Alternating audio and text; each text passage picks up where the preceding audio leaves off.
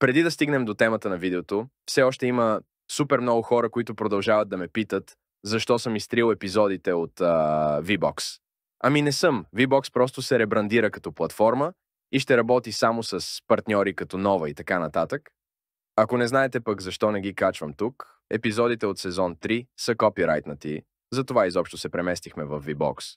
Ако имате някакви предложения къде да кача епизодите, така че все пак да има откъде да ги гледате, пишете долу в коментарите.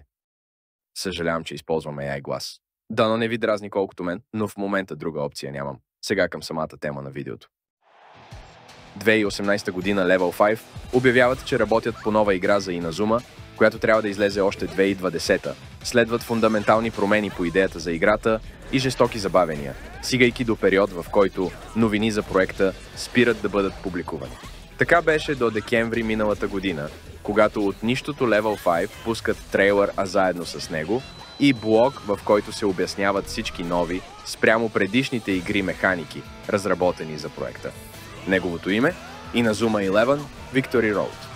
Дата на излизане – 2024. Нещо повече, играта ще има безплатна бета-версия за платформата Nintendo Switch. Питате се кога? 28 март, след точно 2 дни.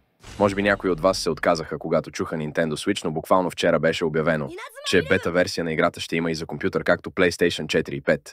Играчите от мобилно устройство ще трябва да почакат до официалното пускане на играта по-късно тази година.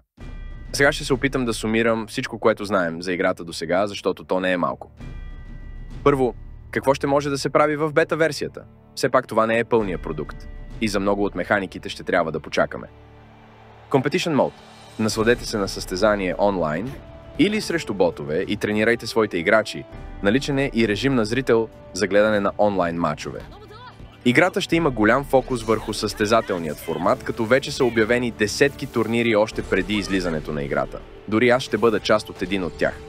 Ако искате да видите видеа от там, пишете долу или пък се запишете в някой от турнирите, ще оставя линкове в описанието.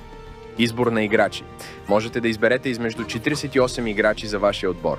Наистина не са много, но в пълната версия този брой ще бъде увеличен до около 5000. Играчите са разделени в 3 вградени отбора – Inazuma All Stars, National Champs и Alios Masters. Можете да паузирате и да ги разгледате.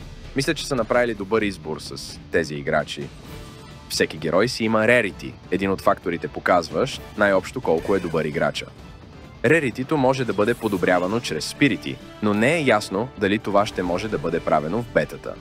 Ясно е обаче за другият фактор – нивото на играча, който е лимитиран до 30 за бетата. Играта няма да е само ритане на топка, разбира се има история, като някаква част от нея ще видим и в бетата. Унмей Сасанами – момче копнеещо за свят без футбол. Харо Ендо – футболен звяр, стоящ на върха на света. Тяхната среща поставя началото на една великолепна история. Потвърдено е, че въпросният Харо Ендо е син на Маморо Ендо, тъй че определено ще е вълнуващо. Да не говорим, че кът-сцените са анимирани от мапа, студиото на Attack on Titan. Ако всичко това звучи вълнуващо, си пригответе Nintendo-тата за 13:00 по обяд този четвъртък, когато играта ще излезе в онлайн магазина безплатно. Размерът и за сега е 5 гигабайта. Ако искате да изгледате всички трейлери и механики на играта, линк за това има в описанието. Там ще намерите и линк за моя Discord сервер, където да обсъждате Victory Road, както и линк за официалния Discord на Inazuma с над 7000 члена от цял свят. Ако пък не разполагате с Nintendo, очаквайте нови видеа. Тази седмица с първи впечатления. Благодаря, че останахте до края на това кратко видео и ще се видим в четвъртък. Чао!